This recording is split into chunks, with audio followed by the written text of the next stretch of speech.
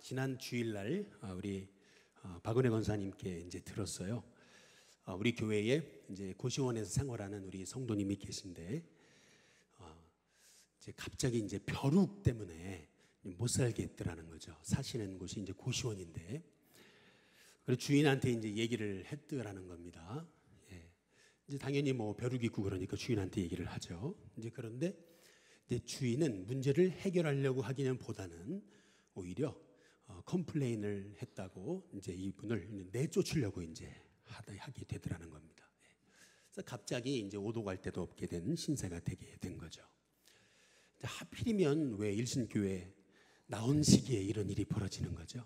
하필이면 마침 그 노숙자 쉼터 하시는 목사님이 이제 거기 쉼터로 이제 오라고 이제 그러셨는데, 이제 우리 성도님이 그 마음에 하나님이 이번 기회에 지금 내 집에 살고 싶다 이제 그런 생각이 이제 들었다는 거죠. 근데 서울에서 뭐 이게 조그만한 집이라도 자기 집에 사는 게 쉽지 않죠. 그런데 지난 어제 그저께 월요일 날 이분이 수유리에 있는 LH에 들어가셨습니다. 얘기 들어보니까 뭐 집은 크지 않아도 뭐 전에 비하면 호텔이래요. 할렐루야. 얼마나 그 기뻐하고 감사하시는지. 여러분, 우리 인생에도 이처럼 예기치 않은 그러한 고난이 찾아올 때가 있습니다. 아니, 교회 나오면은 뭐 만사형통해야 되는 거 아니에요? 교회 나오면은 있던 병도 나아야 되는 거 아니겠어요? 그런데 왜 교회에 나오니까 더 큰 문제가 생기는 겁니까? 오늘 함께 읽은 말씀은 예수님이 오병이어의 기적을 행하신 다음에 일어난 사건입니다. 오늘 말씀과 함께 평행 본문으로 마태복음 14장 21절에서 23절에 보면은 우리 같이 한번 보시겠습니다. 거기 보면은 거기 21절에 보세요. 먹은 사람은 여자와 어린 아이 외에 몇 명이요?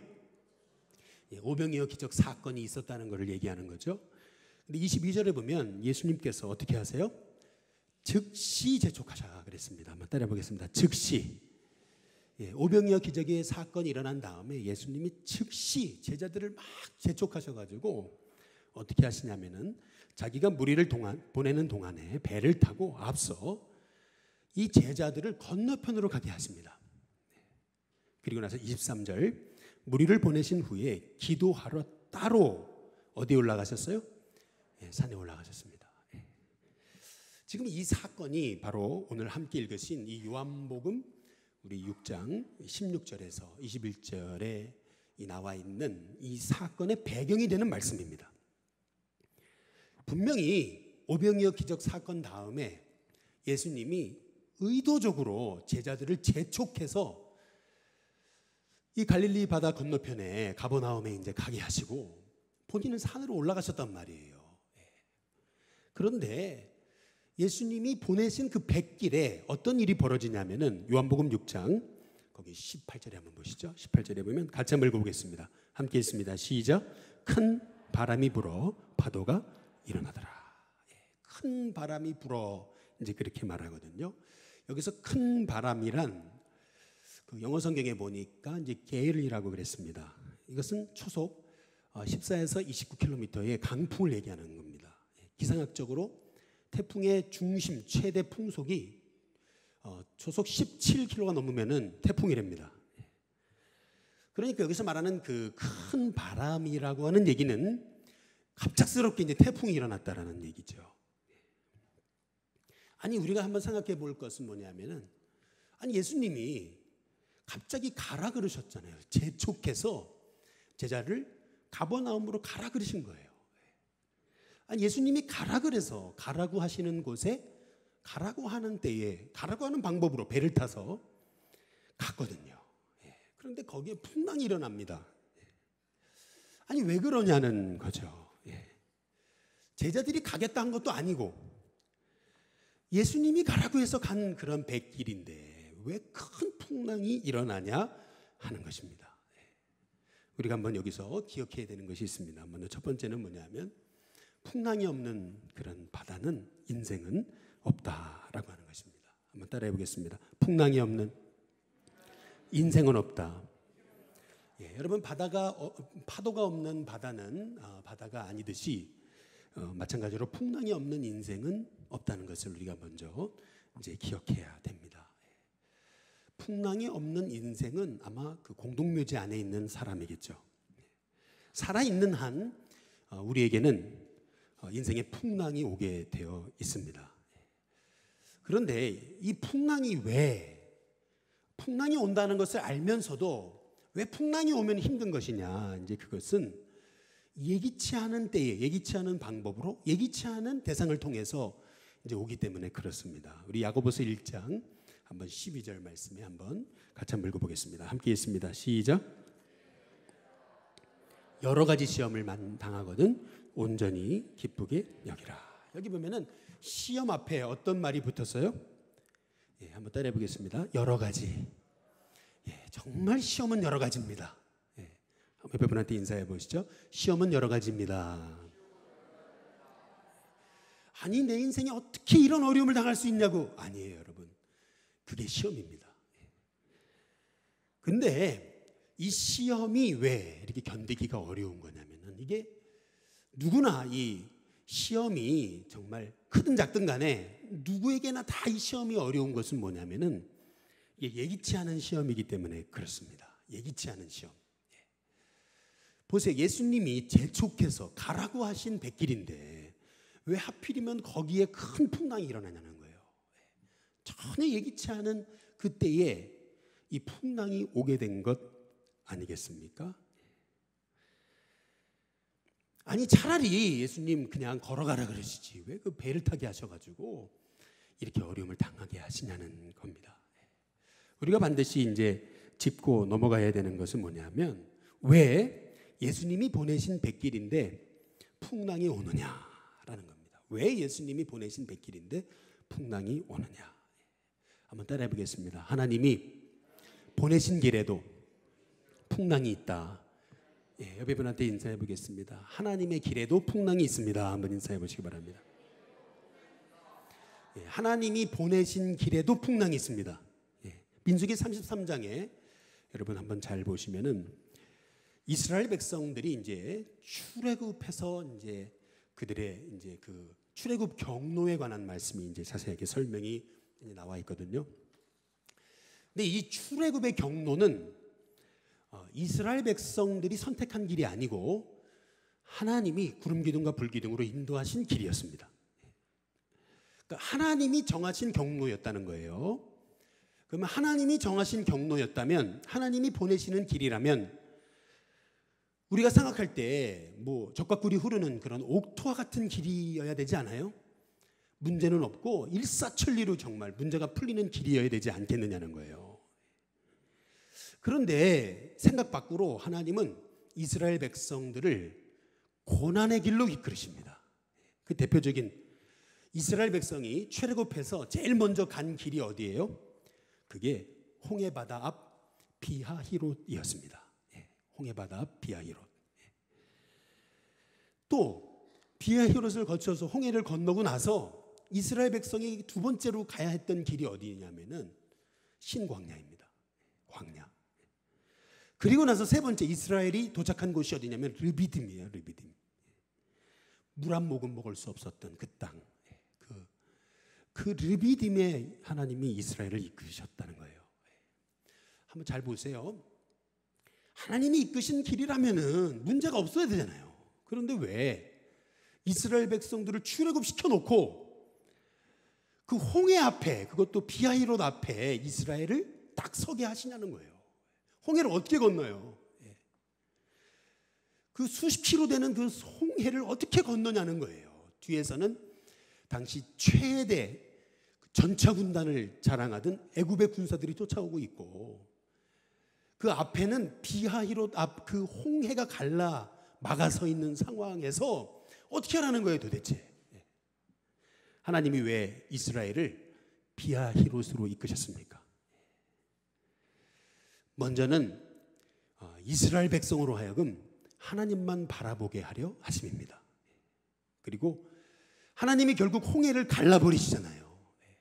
그래서 그 비하히롯으로 이스라엘 백성을 이끄신 것은 이유가 뭐냐면 바로 하나님은 전능하신 하나님이다 라고 하는 것을 이스라엘에게 알려주시기 위한 하나님의 계획이었습니다. 비하히롯으로 가지 않았더라면 이스라엘 백성이 어떻게 하나님이 하나님 되심을 알 수 있었겠냐는 거예요. 신광야에 갔어요. 신광야는 풀 한 폭이 없는 불모지였습니다. 거기서 어떻게 먹고 살라는 거예요. 그런데 그곳에서 하나님이 한번 따라해 보겠습니다. 만나와 메추라기. 만나와 메추라기를 하나님께서 비같이 내려주시잖아요. 여기에서 이스라엘 백성은 하나님이 내 인생을 책임지시고 먹이시는 분이시구나 라고 하는 것을 깨닫게 되는 겁니다. 르비딤에 갔어요. 물 한 모금 먹을 수 없는 곳에 가서 이스라엘 백성들 원망하잖아요. 그런데 하나님은 그 반석에서 물이 나게 하시잖아요. 결국 하나님이 이스라엘 백성들을 비하히롯 앞으로 그리고 신광야로 르비딤으로 이끄셨던 이유는 뭐냐면은 이스라엘 백성들로 하여금 하나님만 바라보게 하시는 하나님의 계획입니다. 여러분 고난이 왔습니까? 하나님만 바라보시길 주님의 이름으로 축복합니다. 옆에 분한테 인사해 보시죠. 하나님만 바라보시기를 바랍니다. 여러분 한번 생각해 보세요. 나는 하나님의 자녀고 하나님의 길을 가는데 내게 왜 이렇게 고통이 많은 거냐는 거예요. 왜 이렇게 나는 매일 예배도 안 빠지고 믿음 생활을 하기 위해 발버둥 치는데 눈물 흘릴 일이 이렇게 많고 왜 이렇게 아파해야 될 일이 많냐는 거예요. 여러분 이 질문에 대해서 일본의 유명한 기독교 여류 작가 미우라 야코가 이런 말을 했습니다. 한번 거기 프린트물에 한번 읽어보실까요? 같이 한번 읽어보겠습니다. 함께 있습니다. 시작. 병들지 않고서는 드리지 못할 기도가 따로 있기 때문이라는 겁니다. 또 병들지 않고서는 믿을 수 없는 기적이 따로 있기 때문이라는 겁니다. 병들지 않고서는 들을 수 없는 말씀이 따로 있기 때문이라는 거죠. 병들지 않고서는 가까이 갈 수 없는 성소가 따로 있다는 겁니다. 병들지 않고서는 우러러 볼 수 없는 얼굴이 따로 있다는 겁니다. 병들지 않고서는 나는 인간이 될 수조차도 없다는 거죠. 병들어야 비로소 깨달을 수 있는 말씀, 병들어야 비로소 깨달아 알 수 있는 하나님의 은혜가 있다는 거예요. 이 미우라 아야코에게 있어서 여러분 병은 병이 아니었습니다. 오히려 병은 하나님을 만나는 계기였습니다. 척추 카리에스, 폐병, 암까지 걸려가지고 고통당했지만 그러나 미우라 아야코에게 그 모든 질병은 하나님을 만날 계기가 되었다는 거죠. 하나님의 음성을 듣는 통로가 되었다는 겁니다. 바라기는 저와 여러분에게 때로는 고난과 어려움이 있어요. 하나님이 기뻐하시는 길을 가는데도 어려움이 있습니까? 여러분 거기에는 하나님의 계획과 하나님의 뜻이 있습니다. 옆에 분한테만 인사해 보겠습니다. 하나님의 뜻이 있습니다. 얼마 전에 우리 그 선배 목사님이 이제 연락이 왔어요. 여기 서울 중심 여기 한복판에 대표적인 우리 감리교회인데 갑자기 전화가 와서 저한테 추천서를 써달래요. 그래가지고 형님 얼떨결에 써준다 그랬죠. 이제 그리고 나서 써줬어요. 그런데 이제 이 형이 이제 이 목사님이 이제 한 4분 뽑는데 거기 들은 거예요. 할렐루야. 4분 뽑는데 다 거기 뽑혔어요. 그래가지고 저한테 연락이 온 거예요. 아니 윤 목사 일신교회 갈 때 어떻게 했어? 이제 물어보는 거예요. 그러면서 하는 말이 와서 설교를 하라는데 어떻게 설교했어? 이제 그러더라고요. 근데 제가 가만히 생각을 해보니까 저는요 전날까지 여선교회 수련을 갔었어요. 그리고 갑자기 그 전날 전화를 받고 그 다음날 와가지고 수요예배 설교를 했어요. 여기 밑에 층에서. 전날 밤에 전화를 받고서 다음날 와서 수요일날 설교를 한 거예요. 그리고 나서 한 2달 후에 또 우리 오후예배 와서 설교하라 그랬잖아요. 근데 저는요 그때가 제 기억에 청년부 헌신 예배였다고요. 저는요 또 올 필요도 또 오지 않을 수도 있는 사람이니까 저는 그때 설교를 한 1시간 반 했을걸요. 할렐루야. 1시간 넘게 했어요. 제 친구가 그러더라고요. 제 친구가 뭐라냐면 야 윤 목사 거기 너 선보러 가는 거야. 그러니까 간단하고 심플하고 아주 임팩트 있게 하라는 거예요. 뭐 어떻게 해야 되는데 25분에 짧게 끝내라는 거예요. 그래, 알았어. 딱 끊었어요. 근데 가만히 생각해 보니까 아니 하나님 말씀을 전하는데 내가 교인들한테 가서 왜 선을 봐야 되는 거예요? 저도 무식한 사람이죠. 할렐루야. 그렇지 않아요? 저도 무식한 사람이죠. 그래가지고 와가지고 제 기억에 여러분 그 기억이 나시는지 모르겠어요. 1시간 최소 이상 설교했어요. 몇 분 했는지는 기억도 안 나요. 예, 어쨌든 엄청 오래 했어요. 예. 완전히 그러니까 이제 우리 선배 형이 전화가 와가지고 어떻게 설교를 해야 되는데 이제 물었어요. 그랬더니 나처럼 하면 안 된다 그랬어요. 제가 나처럼 하면 안 된다고. 해줄 말이 없는 거예요. 해줄 말이요. 예. 하나님이 보내셔서 왔잖아요. 아닙니까? 하나님이 보내셔서 왔다고 저는 믿어요. 일신교회. 그런데 전도문이 확 열렸어요? 아니잖아요, 여러분. 예. 처음부터 전도문이 활짝 안 열렸어요. 예. 하나님이 보내신 길인데 그러면 처음부터 막 전도의 문이 열리고 막 사람들이 막 구름대처럼 몰려와야죠. 아니잖아요, 여러분. 아니잖아요. 마찬가지로 하나님이 왜? 하나님이 보내신 길인데 일사천리로 해가지고 빨리 가나안에 보내시지. 비하이로 보냈다가 신광야 보냈다가 르비딤 보내가지고 물도 못 먹게 하고 말이죠. 왜 그런 데로 보내시냐는 거예요. 마찬가지로 오늘 우리 주님이 오병이어 기적 행하시고 제자들 막 들떠 있는데 그때 갑자기 재촉하셔가지고 빨리 배 타라 그래가지고 배 탔는데 아니 주님은 산에 올라가시고 갑자기 왜 광풍이 몰려오는 거예요? 왜 그러신 거예요? 제자들에게 예수님이 누구신지를 지금 가르치시려는 거예요. 제자들로 하여금 정말 주님만 바라보게 하시려는 하나님의 계획인 거예요. 여러분의 인생에 내가 하나님의 뜻 안에 서 있는데도 어려움이 온다. 그러면은 여러분 그 어려움은 하나님이 여러분을 훈련하시는 하나님의 계획입니다. 하나님이 기뻐하시는 일을 하는데도 어려움이 온다. 여러분 그러면 낙심하지 말고 내 형제들아 너희가 여러 가지 시험을 만나거든 온전히 어떻게 하라고요? 기쁘게 여기시기를 주님의 이름으로 축복합니다. 예배분한테 인사해 보시죠. 시험이 올 때 기뻐하십시오 라고 한번 인사해 보겠습니다. 여러분 그러나 문제가 뭐냐 하면은 풍랑이 올 때 우리는 자꾸 우리의 힘으로 문제를 풀려나는 거예요. 우리 힘으로.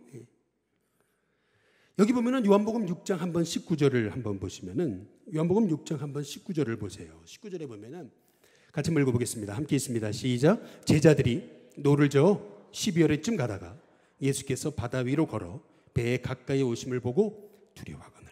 여기 보면은요 풍랑이 왔을 때 제자들이 예수님을 찾았다는 말이 없어요.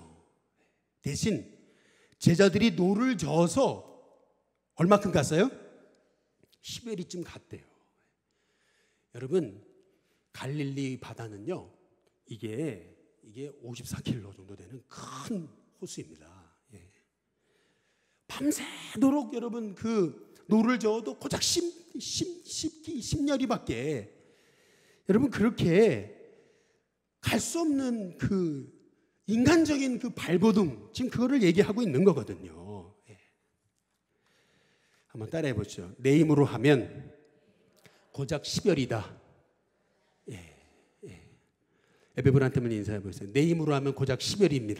한번 인사해 보십시오. 여러분 내 힘으로 하면 고작 10열이 뭐 4km 정도 가는 거예요. 내 힘으로 하면 할수록 여러분 문제가 풀려요? 문제 안 풀려요. 그 자리를 계속 맴도는 거예요. 풍랑이 올 때 예수님을 의지하는 것이 왜 이렇게 중요한 거냐면은 요한복음 6장 한번 21절에 보면은요. 저는 이 말씀을 읽다가 야, 옳거니 이거구나. 왜 예수님을 의지하는 게 이렇게 중요한 거구나라는 걸 제가 깨달았어요. 요한복음 6장 한번 21절에 보면은 같이 한 목소리로 크게 한번 읽어보겠습니다. 같이 있습니다. 시작.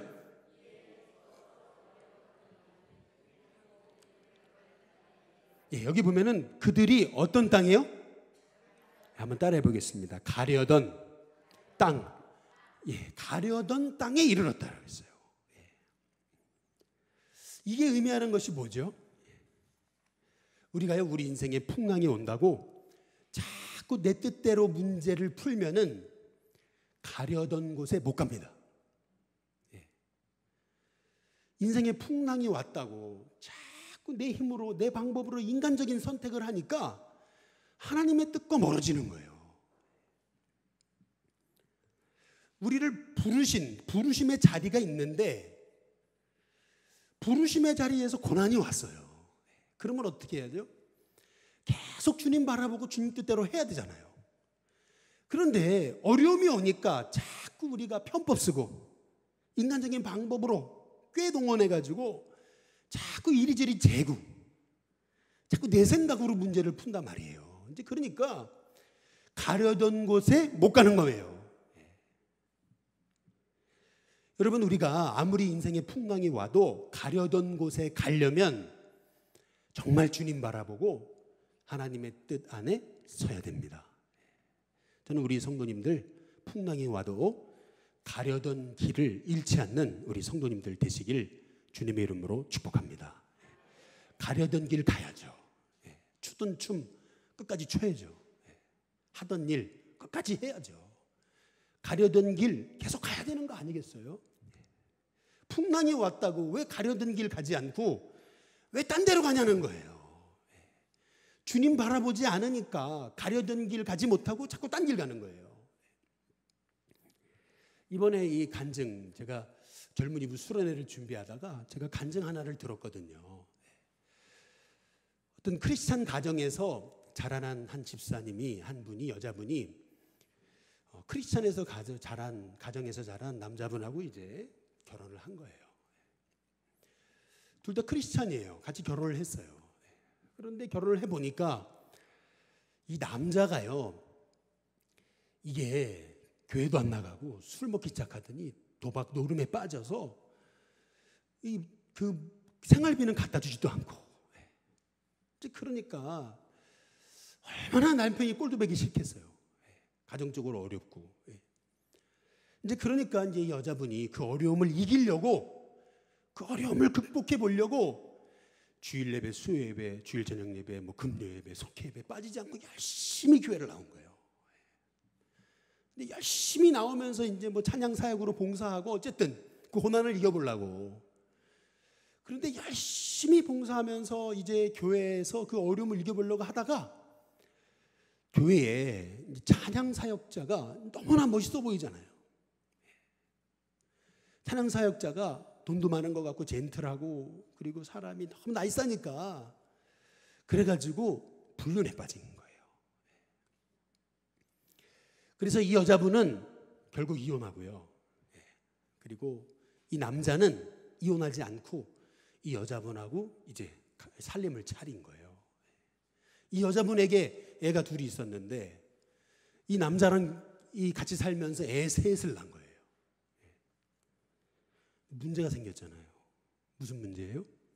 이 남자는 이혼을 안 했잖아요. 그러니까 어떻게 돼요? 이 여자가 낳은 3명의 아이는 아빠가 없는 거예요. 그렇죠?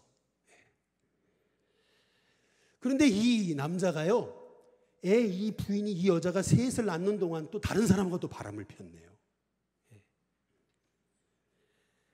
그러면서 뭐 주식을 하다가 돈 다 날리고 그러면서 말이죠, 애들 병원비도 돼야 되는데 집 다 저당받 잡혀가지고 그래가지고 결국에는 다 돈 날리고 그래가지고 완전 전세금 이거 몰고 다 날려가지고 완전 거지가 된 거예요. 결국에는요, 이제 교회 성도님의 배려로 비닐하우스에 이제 들어가서 살게 된 거예요. 그랬더니 남편이 본부인에게 돌아가 버린 거예요. 그 남자가 나쁜 놈이죠. 할렐루야. 나쁜 놈이에요. 나쁜 놈인 거죠. 여러분 보세요. 우리가 인생에 풍랑이 왔다고 자꾸 하나님의 말씀에 귀 기울이지 않고 내 방법으로 자꾸 이렇게 하려니까 가려던 곳에 못 가잖아요. 인간적으로 봤을 때는 그 남자가 멋있어 보이고 이쪽에도 이혼하고 저쪽에도 이혼하면은 굉장히 멋진 가정 차릴 줄 알았던데 그거 아니잖아요. 그렇다면 여러분, 우리 인생에 이렇게 예기치 못한 풍랑이 올 때 어떻게 해야 되냐는 겁니다.